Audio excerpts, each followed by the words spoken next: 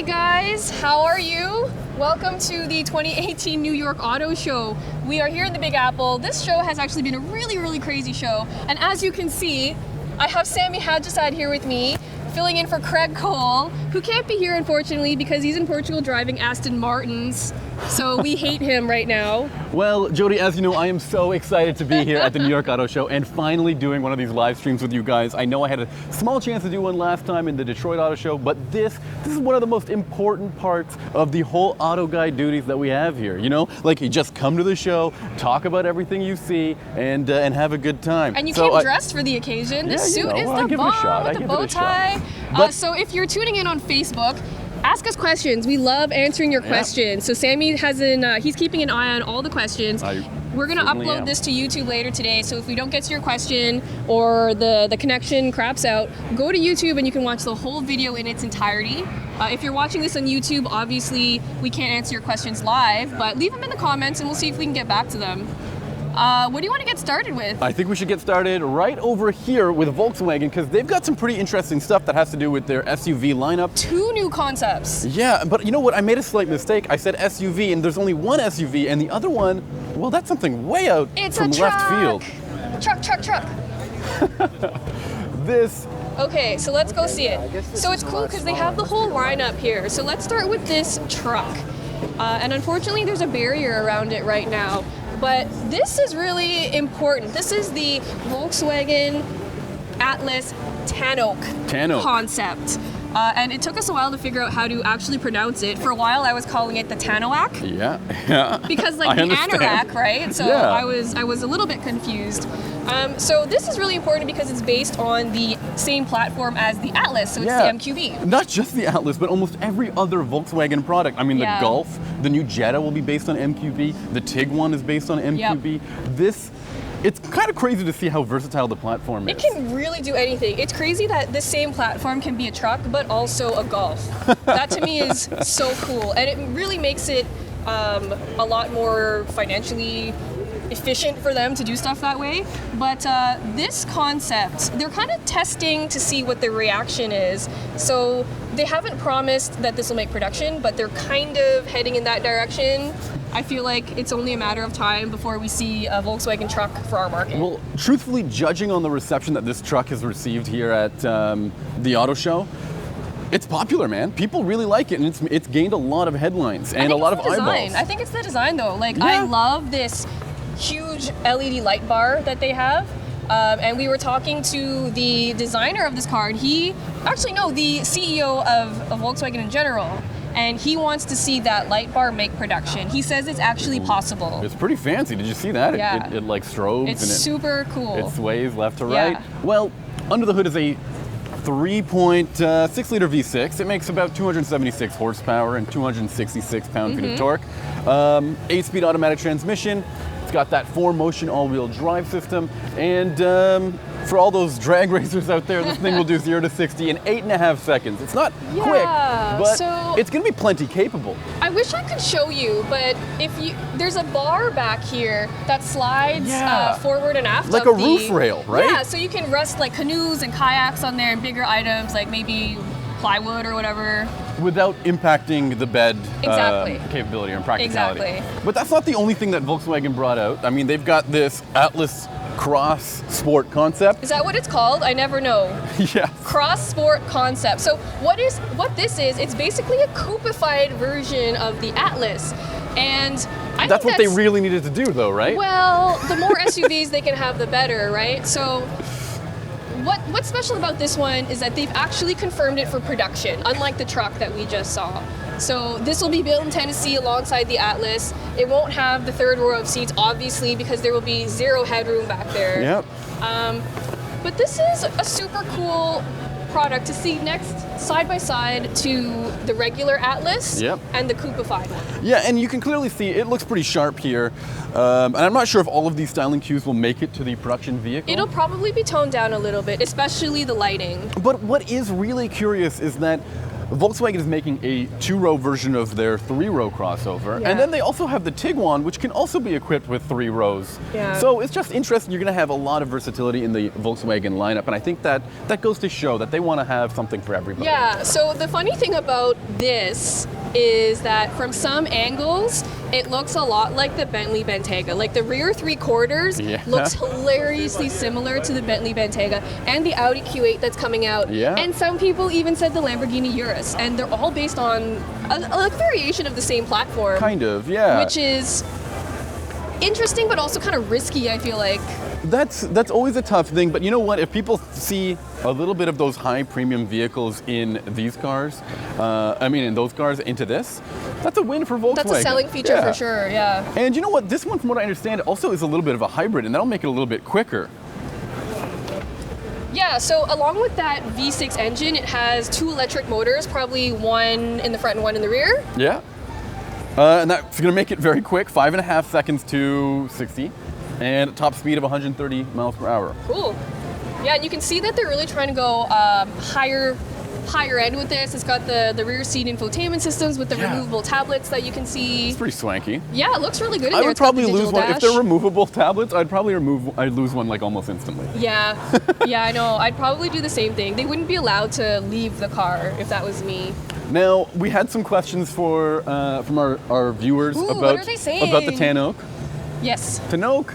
Tanoak. So that's a shout out to my boy Sam McEachran, who did our video on it and didn't really know how to say it, so he just started yelling Tanoak. I still don't know how to say it. I can't quite look inside, but our viewers are asking what kind of cup holders it has, because we've been in some pickups. Have you ever been in a pickup? They've got massive cup holders.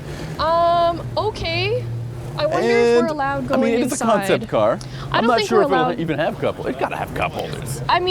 Big cup holders? Mega gulp cup holders? Well, it's an American vehicle. Then it's going to have so mega it's got to have mega big gulp. Yeah. Okay, let's keep going. Let's keep going. If you guys have any more questions. Hey, have you seen this already? While we're on our way out of here, we should take a look at the new Arteon, which is going to replace the Passat CC. And I think this is one of the sharpest cars that they make. It's so attractive. Yeah, this is the new R-Line one too, which I think just came out at this show. Yeah. It's like a sportier design package for the Arteon, which is cool because they've confirmed that it's now coming to North America. So it's another super stylish kind of coupe style sedan. And again, we said this earlier, there's a lot of other high premium cars that this kind of reminds you of. Like an A7 or something like that. That's a win for Volkswagen, again, with the styling department. I think so. Why don't we head on over to the Hyundai booth? Hyundai, yeah, they're right there. They've got some pretty cool cars over there. And while we get to Hyundai, we'll make it quick. Somebody always asks us about the Demon. Yeah. Legit, every time we do a live broadcast, someone's like, where's the Demon? Well, here it is. So here it is. I'm not going to spend any more time talking about it because you guys already know all about it. It's important to note that this did debut at last year's New York Auto Show, and that was one heck of a reveal. But that was last year. That's old news. Let's talk about the new stuff. Yeah, let's talk about the new stuff. So, Ben, if you just want to follow us here into the Hyundai booth, Hyundai actually has a ton of stuff to debut at this show. Yeah, but they range from the mild to the wild. But they're all crossovers. That's important to note as well. Yeah. So the biggest one is the new Santa Fe. And the Santa Fe is a breadwinner for Hyundai. And this one looks incredible. Look at that grille and these really sleek headlights. I think that's a pretty important part of the design that they're going to be using going forward. It kind of looks like the new Kona, which you drove recently. Yeah, and the Kona was great to drive, but I really like how upscale this looks. Like this looks a lot more expensive than it probably will be. What about this gorgeous blue paint finish and the interior? Oh man, that's where this car is really. Check out the interior. They've done a lot of improvements in here to make it a little bit more upscale, more functional. Even in the back, it's nice and spacious. So this one's interesting too because they will continue with the 3-row option. So you'll be able to get an optional 3rd row. Actually, yes, because the Santa Fe, in order to get the 3-row version, you had to get a whole different vehicle that had a longer wheelbase. This car will come in both 2- and 3-row variations. Right. So they've changed the naming conventions. Yeah. Right? So that old 3-row will be called the Santa Fe XL until it's phased out. Which will be soon. Yeah. What's under the hood of this thing? So under the hood, We have a 2.4 liter 4-cylinder. There's actually 3 engine options, which is a lot. Okay. Yeah, so other than that 2.4 liter, which is naturally aspirated, we have a 2 liter turbo 4 and a 2.2 liter 4-cylinder diesel. Wait, what? Yeah, so Hyundai is getting into the diesel game now. Now that Volkswagen can't do it anymore, Hyundai is trying to fill that niche. I think the only other, who else is offering diesels right now? Chevrolet, yes. That's about it. Mazda's supposed to be bringing one, and but I it's been think delayed. there's some diesel offerings in the JLR premium Yes, products. but those are expensive. Yeah, they're though. really, that's true. Yeah, so this will be an interesting entry when it does come with the diesel. Technology is also an important part of this. Hyundai is making a big push with their H-Track all-wheel drive system that we first saw, I think, in the Genesis a couple of years ago. Yeah, and this one's super cool too because not only is it all-wheel drive, but it has dynamic torque vectoring. Oh. Like it's not a brake-based system. So you think they're kind of... So it has like a twin. It's like a twin clutch kind of thing, right? Yeah. Yeah. And then there's some really neat technology inside. I think we looked at what it looks like inside, but in addition to that, we've got a head-up display. Yes.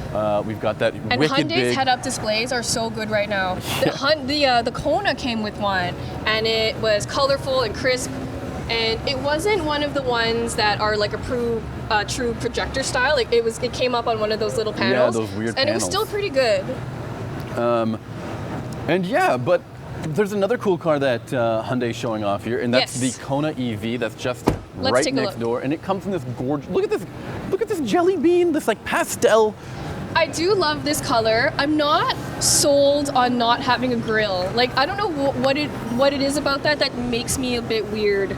That's actually where the charge port's going to be. It's going to pop out right from here. Oh, cool. But yeah, there's this really interesting dimple effect on the front bumper. Yeah. That's what they've chosen to do instead of having a grille. But the most important thing about this car is that it's going to have 250 miles of range, which is moly. huge on one charge. In this little thing? Yeah, that's a lot of range. All right. And looking inside, there's a nice light interior.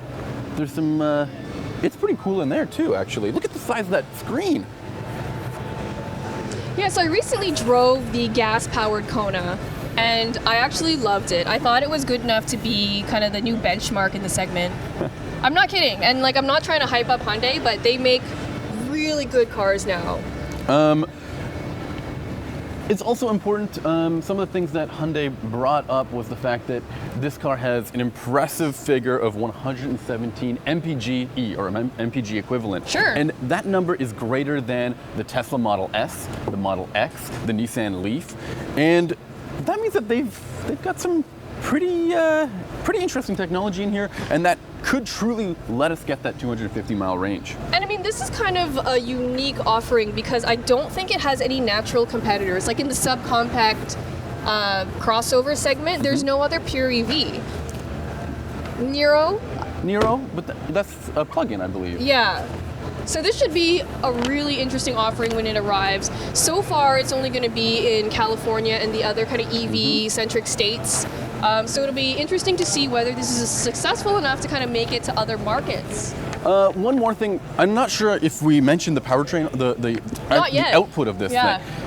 201 horsepower and 291 pound-feet of torque. That's going to be crazy because that's instant torque, like instant acceleration. That's so much better than what you get with the gas-powered version of the car. Yes. This thing's going to be a hoot to drive, I bet. And the chassis is great too. Like in the gas-powered one, it's fun. The steering's nice and heavy. It actually feels fun. And with all that electric torque on top, this is going to be awesome. It'll feel like a hot hatch.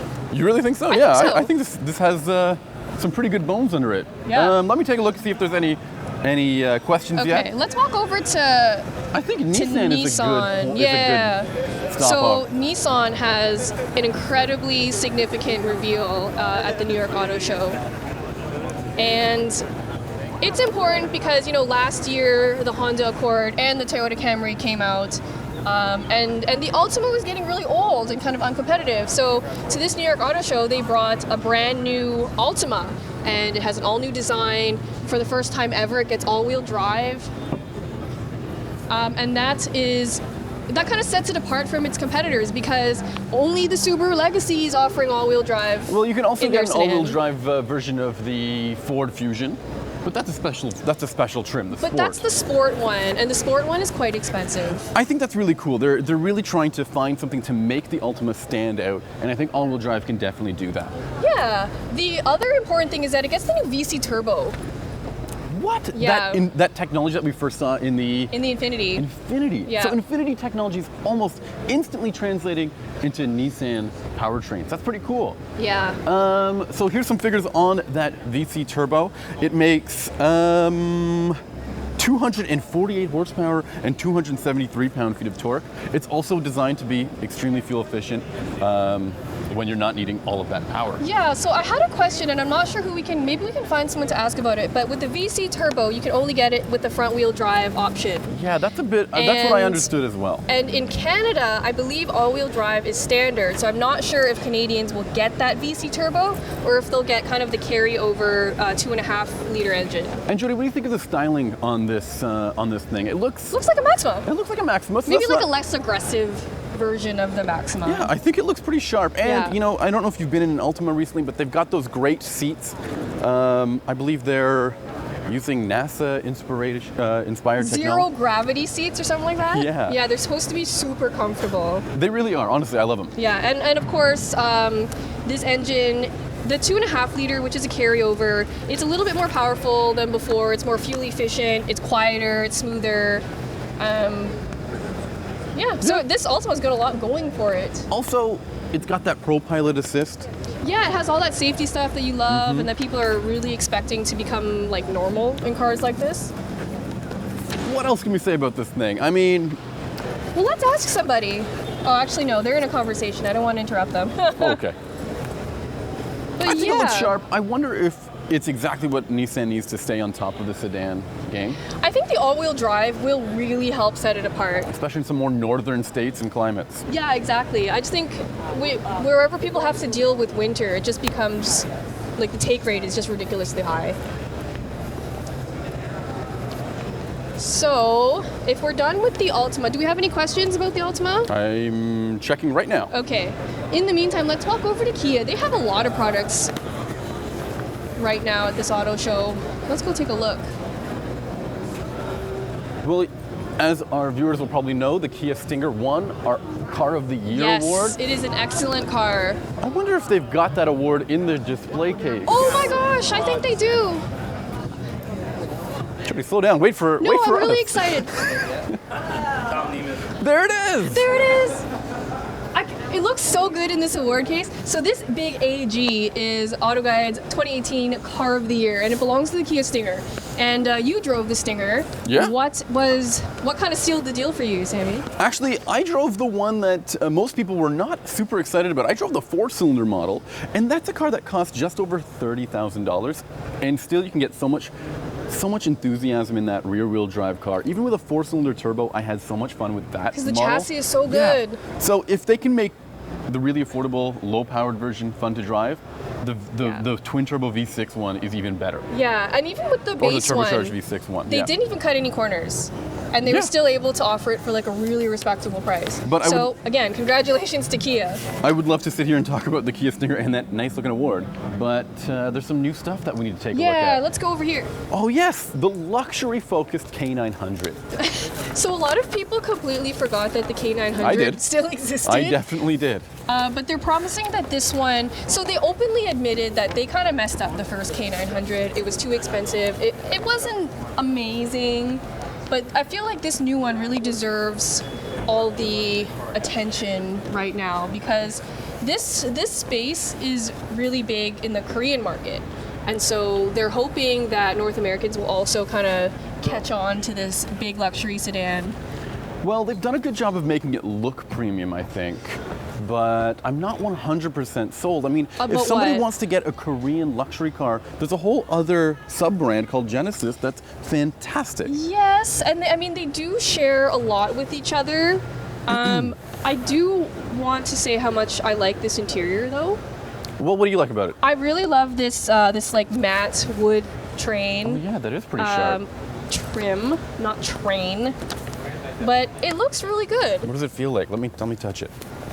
Ooh. It's nice, like, and it doesn't feel plasticky or anything. No, I mean, I don't think that's the I don't think that's Yeah. the complaint here. So we love talking about the Stinger. So I'm going to mention the fact that this K900 shares the same powertrain as the Stinger. So the twin turbo V6 is in this. That makes a buttload of power. 365 horsepower and 376 pound-feet of torque. It's so and, fast. It's an 8-speed automatic.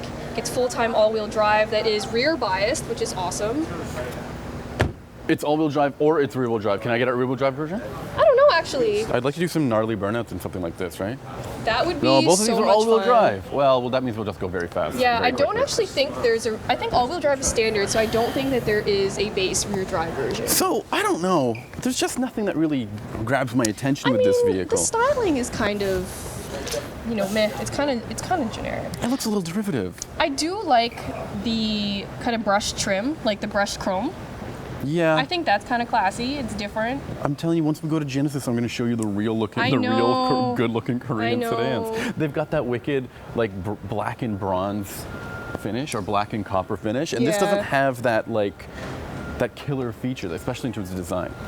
Yeah, I mean, this is a really important car. Like, I was talking to the Kia guy today, and he was saying that in Korea, all the young people are gravitating towards big sedans like this, which is not really the case in North America, where everyone wants like a crossover.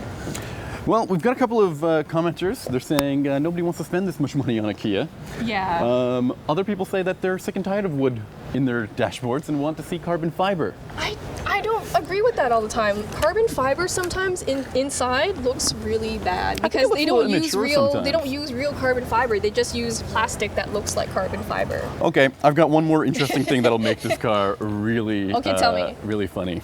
Okay, we've got a mood lighting system inside there with 64 different interior lighting systems. You can pick one color out of 64 different colors. That's hilarious. I think Mercedes does that. And seven specific color settings. To be There's completely 64 honest, colors and 7 settings. I drove the E-Class with I think it had something like 62 different colors, and all I wanted to do was talk about the engine and the powertrain and the chassis, but everyone was like, "Wow, look at the ambient lighting!" So well, yeah, people love ambient lighting, so don't hate on it. I think that's okay. So you know what? Maybe that's the killer app. That's what's going to make this thing stand out. I don't know if it's going to be worth what they're charging, but pricing hasn't been announced, so we'll make that judgment later. What else is here? Let's go over to Subaru. Okay. Why? What's going on at Subaru? Subaru had a really significant reveal. It is probably their most important car. Can you guess what it is? Forester. Yes, ding, ding, ding, ding, ding. I have the cheat sheet. Damn it, Sammy. Okay, so here's that Stinger. Let's get a good. Oh yeah, and then there's these wicked. I wish I could. The SEMA cars. Yeah. And is there not a special edition Stinger that's coming soon? Is that it there? That's it. Yeah, it is. But let's keep going. We talk about the Stinger a lot. That's Ben. true. Ben. Oh, there he is. Ben, it's over here. I don't know where Jodi went. Oh, there she is.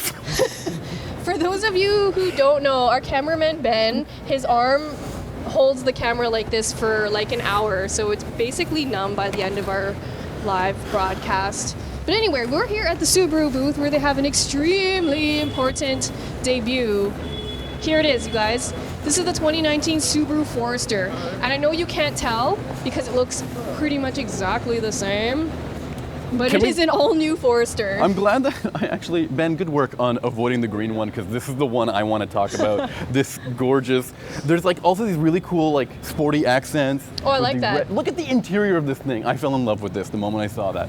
This is the sport model, the limited edition sport model. I love Take that. a look at that. I love that color trim on the inside. That is so cool. That is super cool. So what's the deal with this one? Does it get any sporty powertrain upgrades or just cosmetic? No, this is Subaru, so there's no sporty powertrain upgrades. Oh no! Does that mean it still has the 2.5-liter boxer? It has a 2.5-liter boxer. It makes 182 horsepower and 176 pound-feet of torque. That's a mild increase from before. A little bit, about 12 more horsepower and 2 more pound-feet of torque. Okay. It still comes with that CVT transmission. all-wheel drive as usual. No. Yeah, they didn't change anything there. Subaru has all-wheel drive? Of course they do. But you know what? This thing's expected to get 33 miles per gallon highway, and that's a pretty impressive thing for a car that is this big, has all-wheel drive. Yep. And not only that, but it runs on that new scalable architecture that is shared with the Atlas, the new Impreza, and the new Crosstrek. Outback? Or the Ascent? Sorry, the Ascent. Oh, You're no. mixing up your automakers. Oopsies. People are going to accuse you of not knowing anything about cars. Well, here we go. That's what they do to me. I'm waiting for that comment. Yeah, there it is. Sammy doesn't know what he's talking about. Okay, so the other thing that the Forester has now is facial recognition software, which basically, it's there for a not scary reason. It's there to make sure you're not tired or distracted. Oh. Why? Well, I was hoping I could unlock the car, like my iPhone, right? Like an iPhone, I can just walk up to it. You can just sit and start it by looking at it? Yeah, that'd be so sweet. I think eventually that'll happen. That would be a serious security issue. No, it wouldn't, because you would be the only one to get in. Well, you can just use a photo. Well, you can't. For sure. They're smarter than that. All right, so this thing will scan my face and what? I just look tired and it's like, no more of that. I think it monitors to see whether you're distracted or not. And if you are, then it'll give you some kind of warning, that, oh, you're tired, pull over and take a rest. I think distracted is an important thing. You can probably definitely tell when somebody's distracted just by looking at where their eyes are exactly. looking. That's important. And you know what? They actually did something very similar with this car with the eyesight technology. If you are at a stop and the car in front of you takes off and you haven't responded yet, the car will kind of beep at you like, wake up, the guy in front of you has taken off. Yeah, it's really built for people who are looking at their phone when they're at a stoplight. Okay. Which I'm guilty of. Like, I don't do the distracted I don't text while I drive, but if I'm at a stoplight. We can't, this is live, we can't edit that kind of stuff out. I mean, I'm a responsible adult. And here it is in a more mainstream trim, this green model. And you know Look what at I those love? gorgeous leather seats. Yeah, they've really been kicking it up a notch with their interiors. Yeah, they've really been listening to their customers who have been wanting a nicer interior. It gets the upgraded Starlink system, which isn't great, but it's a big improvement over the old one. Huge for improvement. Sure. Yeah. Huge improvement. But what do you think about the styling? It looks very similar to the old one. I may not notice that it's new. I honestly, we are in this industry, and I don't know if I could point out a new Subaru from an old Subaru Forester on the road. I don't know if that's something they should be going for. I don't think that's something they should be gunning for every single time. I mean, the old Forester was so successful, and I understand not, screwing with a really successful formula, but at the same time, I think you have to give customers a good reason to upgrade from their old Foresters into a new one. And apparently that's what many customers do, is that Subaru buyers always go into another Subaru. And that's probably why they introduced that big 7-seater Ascent, I got it right this time, which also looks sharp. And every time I look at this thing, it gets more and more, it completes the picture for me. This is a solid car. I mean, it makes a lot of sense for our market to have the Ascent. We've also got the really cool limited edition version of the BRZ and You're WRX. Driving this soon, aren't you? I'm super stoked about this. Yeah, you're going to put it on the track, right? Yeah, I'm going to try, yeah. So you guys might not know this, but Sami owns the first generation Scion FRS. Which is almost identical to this car, which is 5 years newer. Yeah, and so it's interesting for Sami because Scion, or Toyota with the 86 now, hasn't done anything to kind of update its sports car and keep it fresh. But Subaru comes out with special edition stuff all the time, limited trim models, just to keep it interesting. Yep. And I think it's working, Why don't we ditch the Subaru booth? Okay. And go to Toyota over there. Yes. Ooh, I see another really vibrant looking car over there. And I subscribe to the Blue Car Society. I'm all about blue cars, okay? I do love blue cars. But that's... What about green cars? Nope. Nope. Nope. That looks like the Hulk, but it's a Honda Civic. I mean, yeah, Honda Civic. It looks pretty good, though, I will say that. So we're heading over to the Toyota booth now. You guys make fun of how I say Toyota. Whatever. But we're here to see, they have two very important reveals. The first one is this beautiful blue one over here. That's what I was saying. I love this color. This is the new Toyota Corolla hatchback, which used to be called the Toyota Corolla IM. Which is a remnant of the Scion days. Yes, and let me tell you, the Corolla IM was one of my least favorite cars that I've driven last year. Really? There was a lot that I didn't like about it, especially the transmission was not there and the packaging just wasn't right. This car fixes all of that. First of all, it looks great. It's got a new engine. A new engine! Wow, they hardly ever do that. Thank you, Toyota. 2-liter 4-cylinder engine. Okay. I still don't know how much it makes, but it's got direct and port injection. They don't have any specs yet, right? They didn't release anything. No. Yeah. It's mated to a new CVT transmission. Okay. Does it have a manual option? It will come with a manual option. Yes. Yeah. So what's with this big spoiler? What do you mean what's with the big? I like it. Because race car. Okay, so tell them. There's going to be a Formula Drift version of this Corolla. How are they going to drift it? It's going to compete. That's It's the way front they do wheel it. drive. Oh, Formula Drift. The body style is irrelevant, really, but that's what it'll look like. Okay. I like it. It's finally got some smartphone Use your support, words. so Apple CarPlay. But no Android Auto. No. Which Amazon sucks. Alexa, though. Who uses Amazon Alexa in their car? Whoa. Is that something There's that people so many do? Amazon diehards. Really? Yeah. Okay, if you say so. But as you can see, this car is longer, wider. It'll be roomier inside. Lower. That's why it looks so badass, in my opinion. Yeah. And that wicked spoiler and chrome accents. This is the XSE version of the car. It's pretty well equipped. Standard safety. It gets Toyota safety sense as standard. Yep. Okay. That's important. It is kind of important. boring. Well, no, it's important for a car like this, which is a budget buy, to have all that safety equipment, right? And we've got another version of the car. It's over here in white, without the giant spoiler. A little bit more conventional version of it. Yeah, but I think it looks pretty good. It looks great. Yeah. And so yeah, you can look in here, and we've got these aren't leather seats, but it still looks pretty sharp. I like that they textured the cloth at least. Yeah. That looks pretty good. It looks like this interesting little like Space Invaders like style. These are like bad guys in Space I Invaders. just like when automakers do stuff to their economy cars to make them feel less cheap. Like this texturing goes a long way into making it feel a little bit, more premium.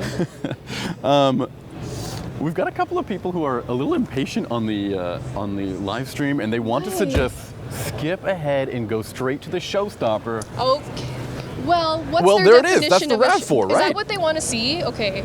No, actually, they want to see a Genesis. We will get to the Genesis, but we're not there yet, homies. Well, that's why we're blazing ahead as fast as we can, so we can Okay. get to the best car. It's at the end of the show. So you mean they don't want to see this cool new RAV4? I don't understand why nobody wants to take a look at the new RAV4. Okay, guys, This this is- car is so important for Toyota. This is probably their top seller, right? Right. If not this, then it's the Corolla. Yeah, absolutely. Yeah. And so, as you can see, they did a totally new redesign. This is the new 5th gen model.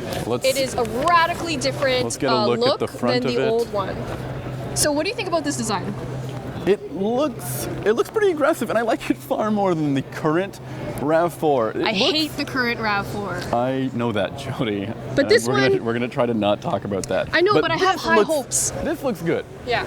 I like its chunky new design. It's also longer, lower, and wider than the old one, which means it'll be roomier on the inside. They're also promising that the driving dynamics will be far superior to the old one as well. Okay, that's a very interesting statement to make, because the old one could be, like, depending on the trim you could get, it could be too stiff, it could be uncomfortable. So I want to see what they do with this, if it's more comfortable in the everyday drive. So it's interesting that you say that, because the chassis is something like 58% stiffer than the old Okay. one. And I know the old one was overly stiff, but I feel like they might have calibrated this a little bit better so it's a Yeah. bit more versatile in different situations.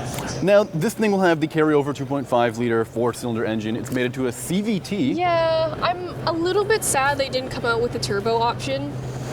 I feel like Yeah. the engine was one of the weak points of the last gen model. But if you wanted a more powerful version of the car, you could get it with a hybrid powertrain, yeah, and you get better fuel economy. So you've got more Yeah. power So- and more MPG. So for the first It's a good time, trade-off. for the first time ever, the Toyota RAV4 Hybrid will come in an XSE version, which is right over here. And they're billing this as the sportiest RAV4 available. And that's kind of cool, because normally the hybrid is not the sportier model, it's the slower, oh, sorry. Okay. No worries. Live TV, you guys. Yeah, that's how you But know anyway, we're live. we can look at this one. Oh, okay. Sorry. A little bit of a rubber band going on here. Yeah.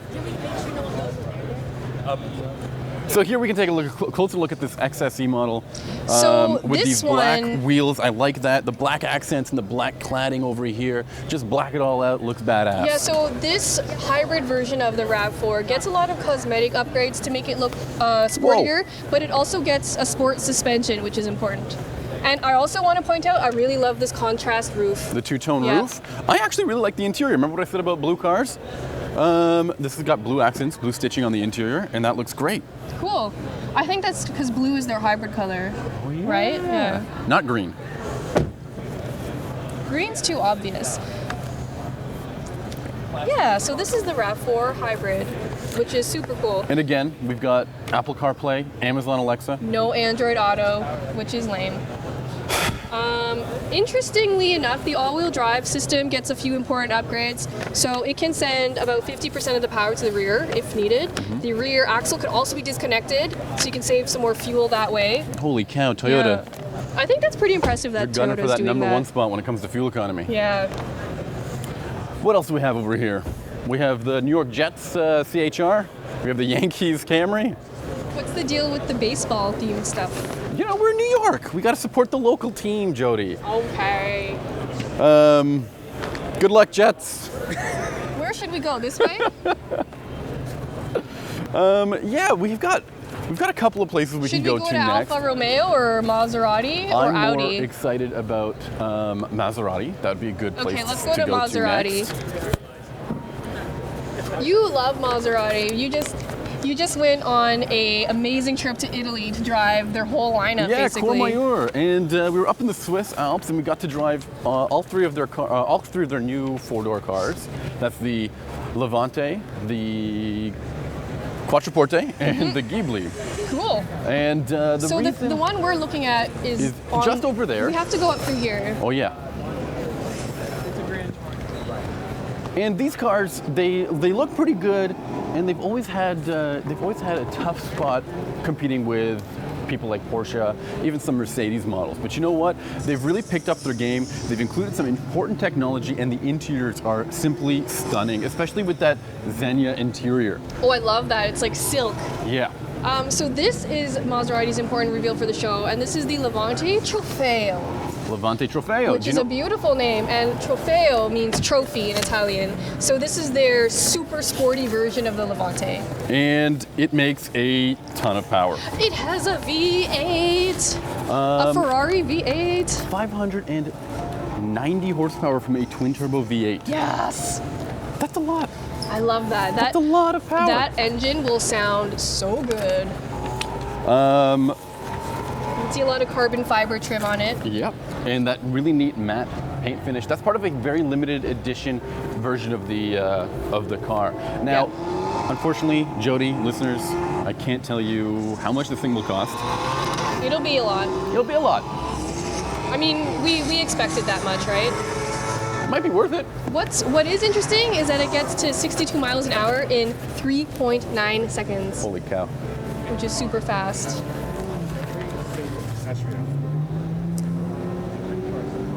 And it has a top speed of 186 miles an hour. Holy cow. Yeah, which is a lot too. And I actually love, this is the launch version, I think, which comes with this matte paints, which is very cool. And these neat brake calipers as well. And you can just hear in the video behind us of what these cars sound like. They sound fantastic. I mean, if a Maserati doesn't sound good, it can't be a Maserati. That is like one of the cornerstones of this brand. Oh, we've got some haters on the Facebook stream already. They say this matte paint is dated already. No, I like it. I think it works on this one. I've seen really bad matte paint jobs, but this is actually a really good one. Also, Arthur, the Jets are going down. Sorry, buddy. All right, let's head over to another luxury automaker. Yeah, let's go over here to Cadillac, where there's a very significant reveal. Yep. I do. Thank you very much. We've got to get. There's got to be like arrows and stuff like an IKEA sometimes. I know. To tell us where to go. Just telling us which way to go. All right, so we're entering the Cadillac booth. And they had a pretty significant debut. This is the new Cadillac XT4, and this is the first time that they've ever had an XT4.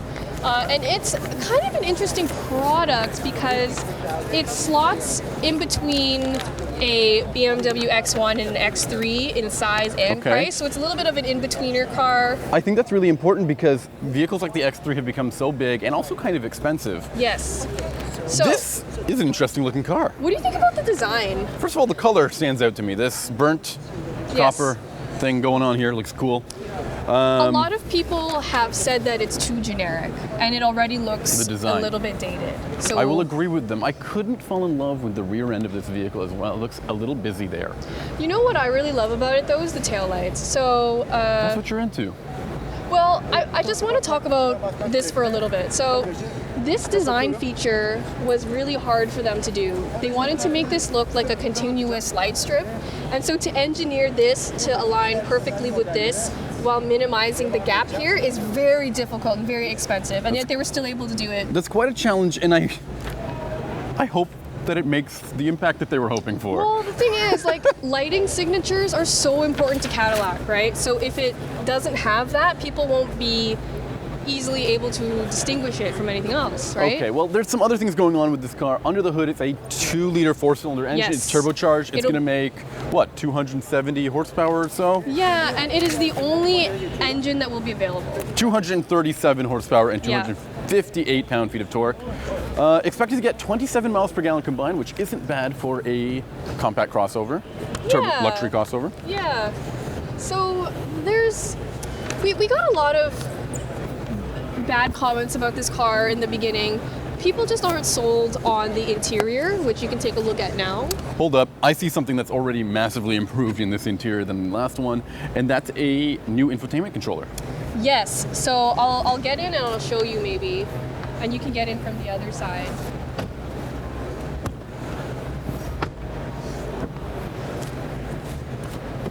Welcome back. So for the first time ever, so you all know Cadillac had massive issues with their infotainment system before. The Q system wasn't very intuitive, it was kind of screwy. So for the first time ever, they have this rotary dial knob, which is very similar to what the Germans are using. And so they have the touchscreen, they have the physical buttons, which makes things a lot easier. Oh my God, do you remember those old buttons that slide buttons? They were so bad. They were so bad. And they used to like nudge you back every time you did anything. Yeah, there was like a weird haptic feedback, right? But these are actual physical buttons, which I love. But it's nice that you have the option to use the rotary knob as well. I'm also taking a look at the specs here.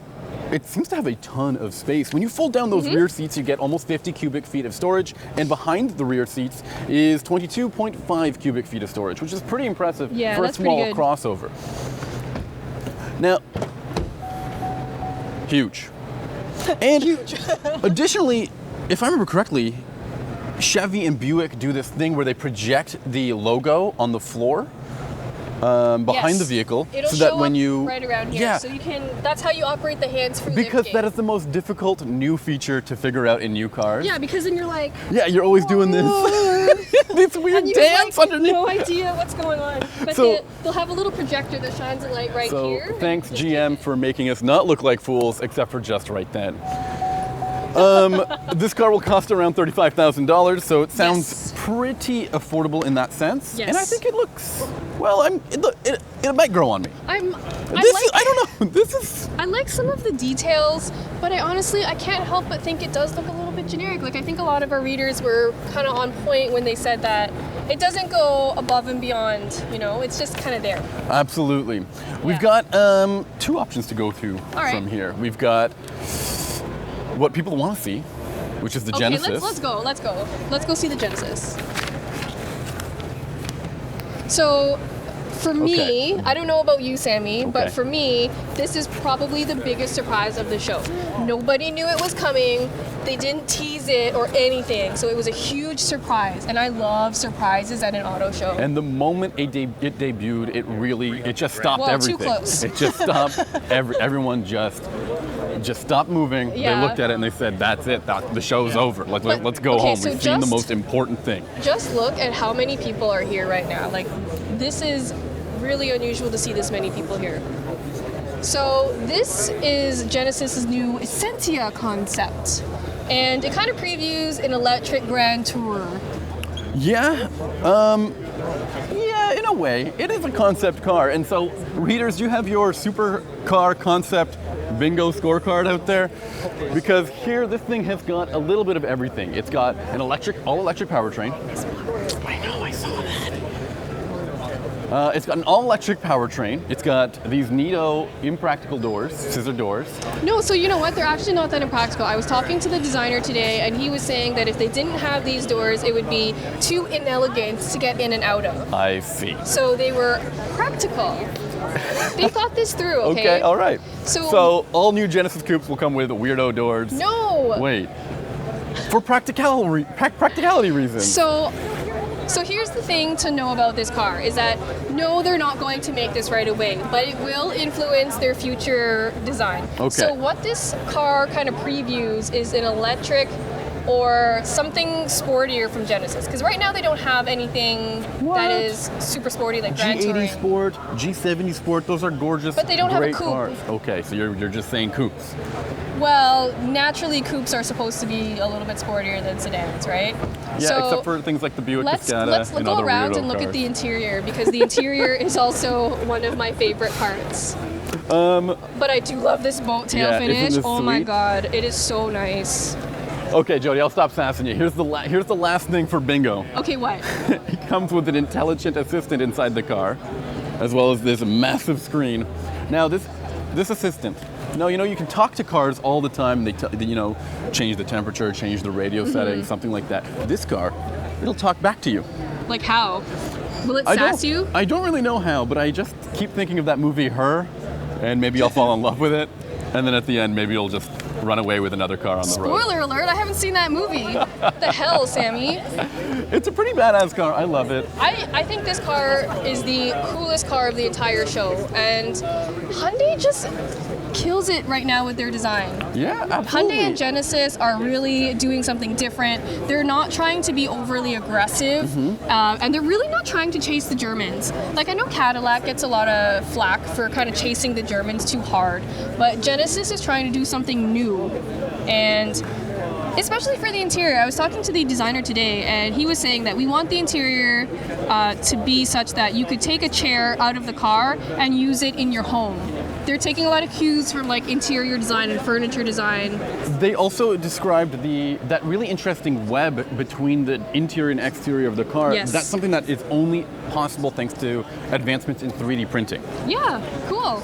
Okay, so let's keep on going. There's some other really cool cars here. There's another equally special car just over there. We saw it first in Geneva, a very rare Range Rover. This is crazy. This is wicked. I'm so mixed about this car. I know what you mean. A Range Rover it's a luxury car. It's for families, but Okay, this thing costs $300,000. yeah, pocket Why? change to people like you, Jodi. You're the boss at AutoGuide. You don't pay me enough. I drive a 10-year-old Volkswagen. Like, this is not in my price bracket. Okay, I love this thing. It's a true coupe, as you can see by frameless doors. Yes. But this isn't the thing that they debuted at the show. This is the eye candy. And while I love this, remember this. Look at the way it's written, Range Rover. That's swanky. That's legit. That's AF. legit. I do like that. What do you know what it's made out of? I believe they got it from a jeweler. Shut up. I'm not joking. In London. That's so cool. Yep. All right. And then you'll also see in the interior, there's two tones. The front part of the vehicle, the driver and the front passenger get these gorgeous white interior, and in the back, you've got this feeling of exclusiveness, and it's a little bit darker. So you've got black leather in the back. Why there. do they do that?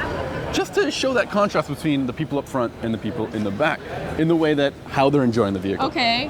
I do love the quilted seating. I love, see again, that wood trim looks so good. Yeah. It's got like some cool pinstriping on it. Hey, I wasn't giving you a hard time. You were hating on the wood trim. No, that was some of our people on the. I'm just gonna blame all of our. No, that was actually somebody over there. Okay, fine. So, The thing that they really debuted here, I know we made a little bit of a detour because I really like this car and I kind of peer pressured you into looking at the SV coupe. But the other car over here, this is the more interesting. Oh, there he is. Yeah, okay. he's good. This is the more interesting thing that they showed off here. The F-Pace, which was the World Car of the Year last year. Yes. They did something very cool with it. They took that supercharged V8 that they put in the F-Type R, and they put it right in there. This is a 550 horsepower version of this car. 500 and some odd pound-feet of torque. 502. 502. Bad. 0 to 60 in 4.1 seconds. Badass. This is so cool. It was only a matter of time before they did this too, right? Like we all knew it was coming. It's also going to sound awesome, like every other Jaguar out there. And there's all sorts of really neat design cues. You can see like these really neat these vents here. Is this lighting signature new? Like these slats over here? I think that's believe unique so. to the SVR, right? I'm not quite sure. We have another one up there that we can take a look at and compare to. Oh, okay, cool. But what is interesting is these little gills here. These are actually designed to help clear out most of the air that gets stuck in the wheel well. So it helps reduce turbulence and drag and makes the car even faster. Cool. And that's inspired by the Project 8. Yes, the Project 8 has these really wild rear fenders where they're cut off on the back third of the wheel. They couldn't quite do that with an F-Pace. That just doesn't make any sense. Yeah. So instead they've done that little feature there, and it's also underneath the front wheel as well. But you'll also notice these giant vents. These are really functional vents here as well. The ones on the hood too. Those ones are legit vents. So same with these things over here. Everything that you see that looks aggressive and badass on this car is actually serving a function. I dig that because I hate, one of my biggest pet peeves is fake vents. Yeah. Fake intakes and fake vents just kill me. But if you come over here, I want to show you something a little bit special in the interior. So if you look in here, the SVR version of this F-Pace uses a kind of a more traditional gear selector instead of the rotary knob that the other one does. Yeah. And that gives you that feeling of, it feels sportier. Really putting a car in drive and getting it going. Somebody wants to know the price tag of this. It's just around $80,000, which is kind of steep. It is. But maybe not in comparison to a GLC 63. Which is about 100,000. Is it really? I believe so. Okay, wow. Maybe once you start adding some options to that. All right, cool. Let's keep going then. So where do you want to go next, Ben? Let's go this way, maybe to Acura. Acura has some important stuff. We'll leave the JLR section. We'll hook a left.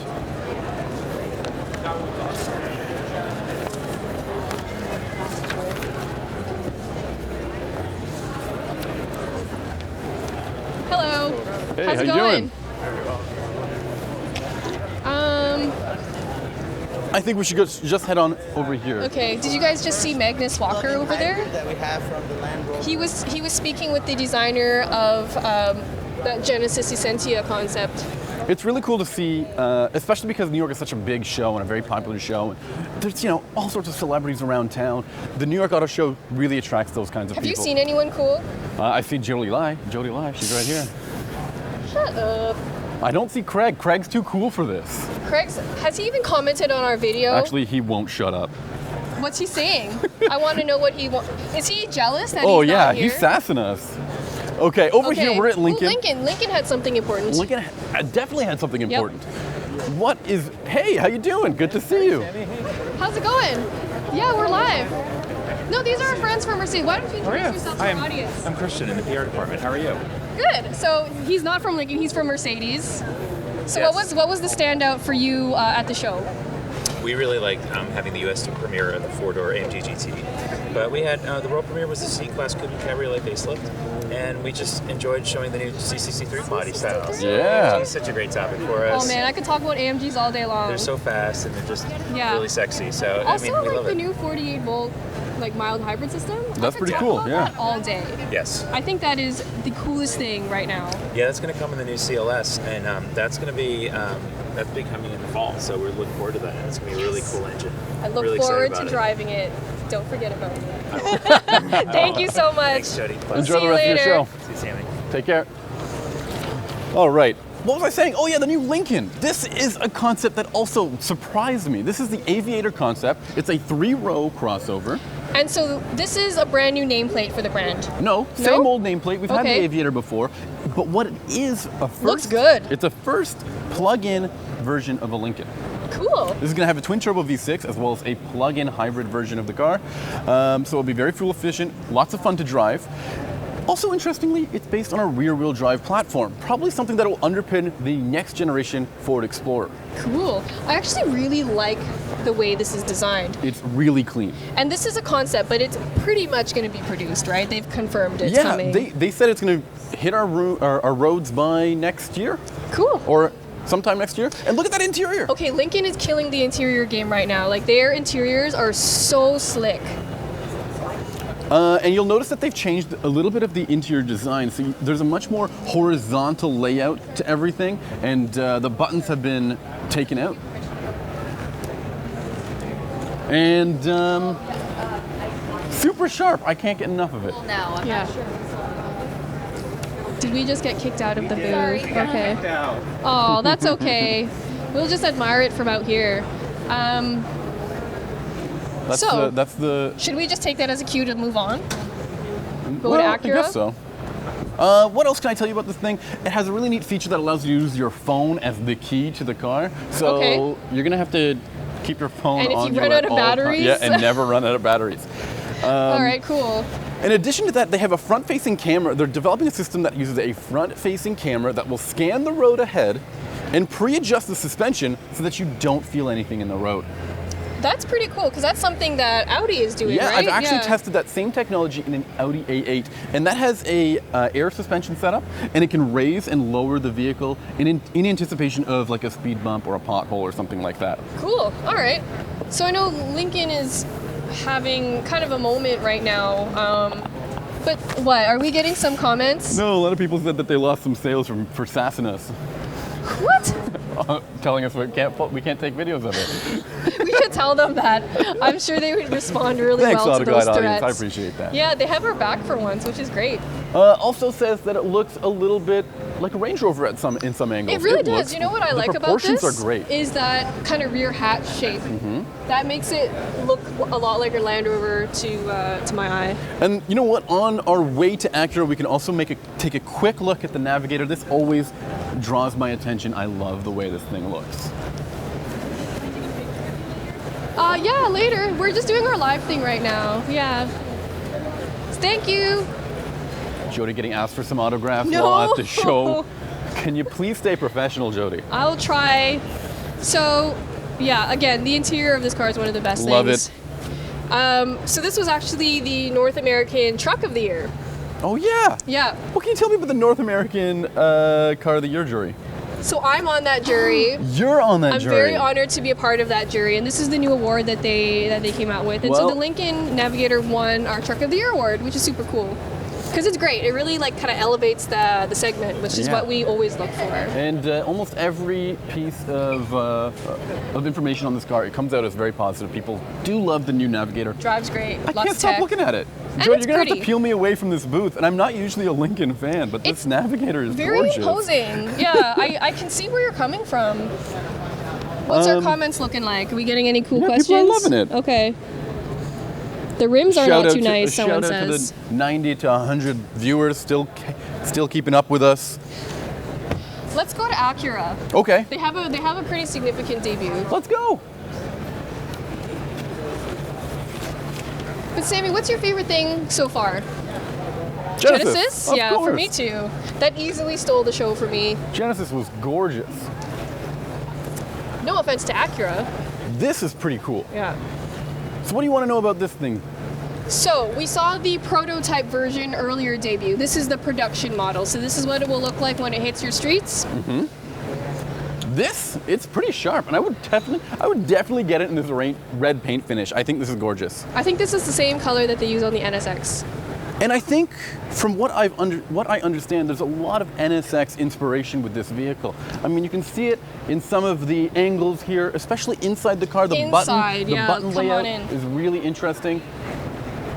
So the interior is very NSX inspired, and you can kind of see it in the way you select gears.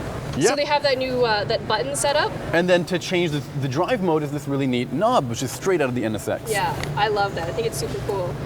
So this one will be powered by a 2-liter turbo 4. It has 272 horsepower and 280 pound-feet of torque, which is pretty good. It has the super handling all-wheel drive. And when you say that phonetically, it's shod. we didn't practice that. It was just a stupid inside joke between me and Sami.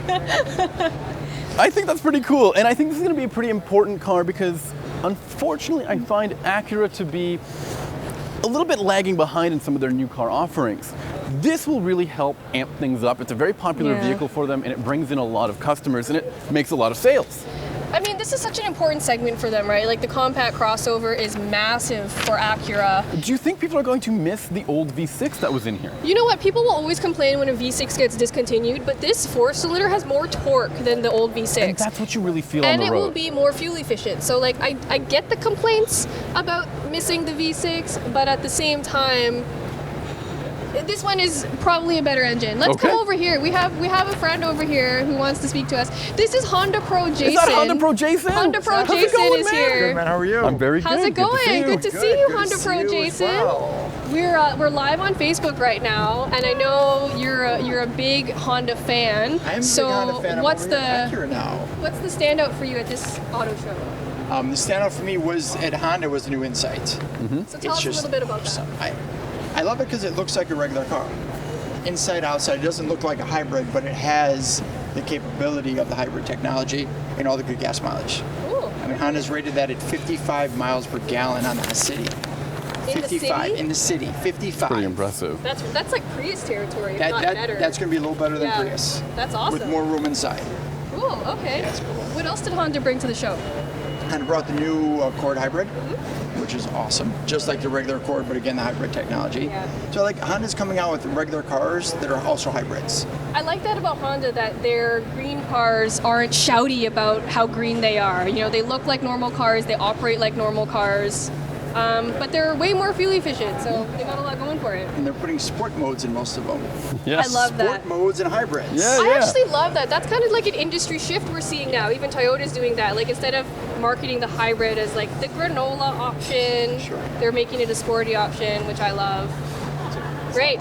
Thank you so much, Honda Pro Jason. Great seeing you. Take care. Good seeing Enjoy you the guys. rest of your show. Happy Easter. That's right. Have a good one. Okay, let's go. Can we make a quick stop at Volvo? Because these are some other gorgeous cars that I can't get enough of. The XT40, I actually really like one of these. But one of the other guys in the office, Chidi, he's a gonna buy huge one, fan of these, and yeah. he's considering buying one. But they also made the North American debut of the wagon, the V60. Yes. But I think the big news this year is that big gold trophy. Yep. Also, this one. Oh yeah, this one too. Okay, so as you can see, the XT60 that is flanked by these two awards is a pretty important vehicle. It won the North American Utility Vehicle of the Year award, Yes. and that means that Jodi voted on that. I did. And over here, it won the World Car of the Year award. And Sami is on that jury. I'm very lucky to be a part of that jury, and yes, I definitely think that the XC60 deserves this win, and I think it's a pretty impressive vehicle.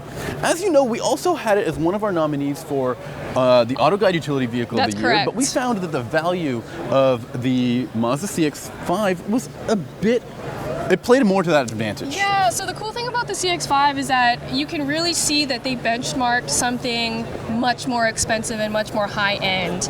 And I just feel like the value, it had a bit more of the value factor than the Volvo did. Like, the Volvo is an excellent, excellent crossover, but it is not entirely cheap. Like, it's not something that No. everybody can afford. We also had the R-Design model, which I'm not sure really demonstrated some of the more interesting elements of this car, and we had some other people that were voting on the XC60 who haven't driven some of the Inscription models as well. Right, because the R-Design, oh, what is Here's our this? puppies. Oh my Lots of space for gosh. good boys and girls. I wish they were real. Do you think we can just take them home? Oh, there Oh, is there's a some real real doggo ones. here. There we go. Let's go look at the dogs. Oh my gosh. Whose dogs are these? Rough House Rescue. Oh my gosh. Hi. My name's Jodi. Hi. We're just live on Facebook. We're from AutoGuide.com. And why are there dogs here? Well, Volvo and the Pet Finder Foundation invited us to... Oh, sorry about that. Sorry. Volvo and the Pet Finder Foundation invited us to come out. They have a wonderful new safety system in some of their wagons. And in partnership with Pet Finder Foundation, they wanted to bring a little bit of awareness to rescue. And so they invited Rough House Rescue, which is based right here in New York. And Rough House rescues almost 1,000 animals per year. So all of these dogs are actually for adoption. We have Louisa and Stella here. So the little brown one is Stella, is Louisa. And then we have the brindle over there is Stella. And then we have Chubbs, the puppy, who is currently hanging out in the wagon. But every one of these dogs is available for adoption, and they're all shelter dogs. They're all rescues, but they have wonderful temperaments, and as you can see, right, just absolutely loving it. Oh my gosh, I'm so happy right now. Okay. Buddy, thank you so much. Appreciate it. Wonderful. We've got to. Oh, look at how cute they are. We've got to get Let's out go of here see the puppy. before this turns into a pet guide No. live stream. Let's go see the puppy. Someone told me there's a puppy.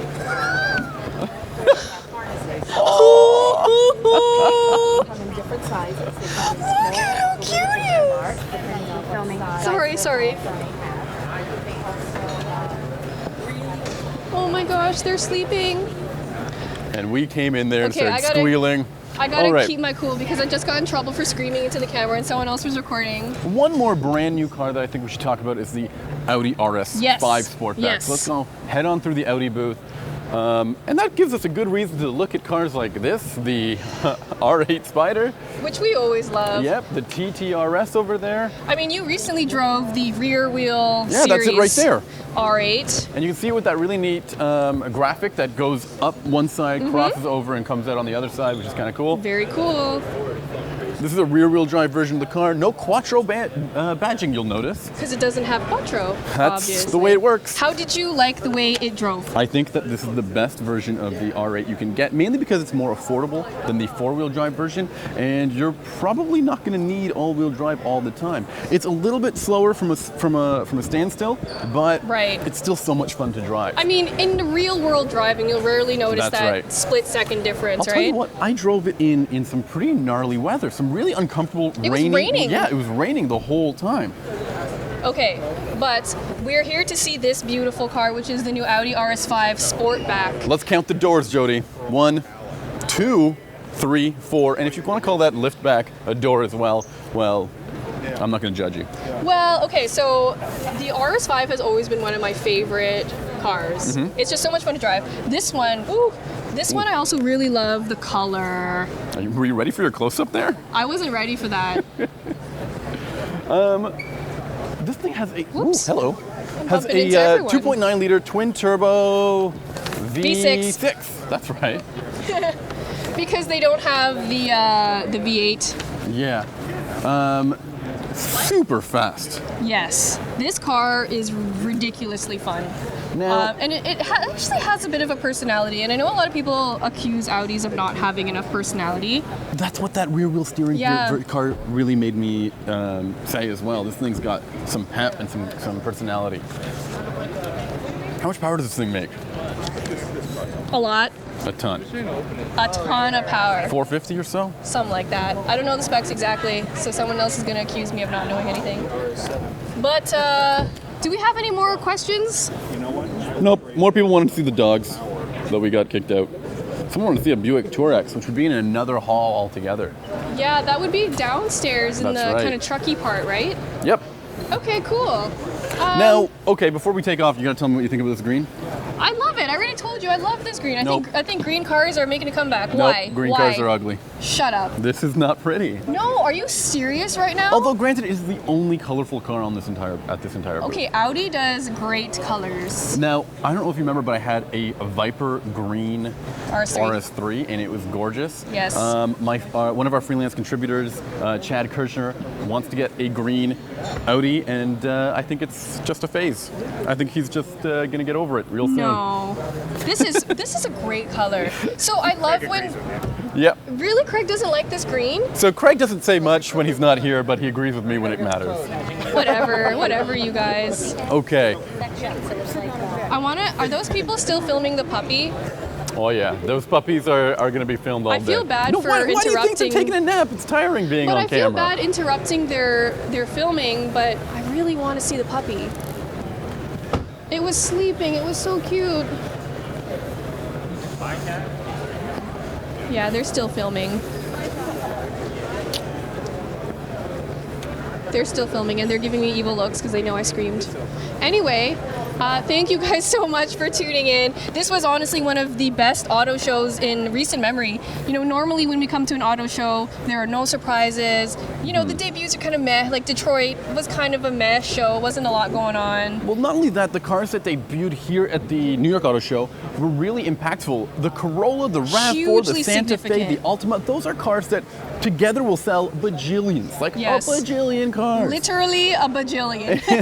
It's not just like these weird niche, like, you know, we had a few luxury cars that a couple of people will buy, but those are the breadwinners. Those are the things that people will see and want to see on the road. And so we've got a lot of really cool stuff to. But also a couple surprises. Like, I loved being surprised at an auto show. Like that Genesis? Like that Genesis just blew it away for me. Like, it was so good, and nobody knew it was coming, and I love being surprised. Absolutely. And we're not easy people to surprise car-wise. Like, we pretty much know everything that's going to be here.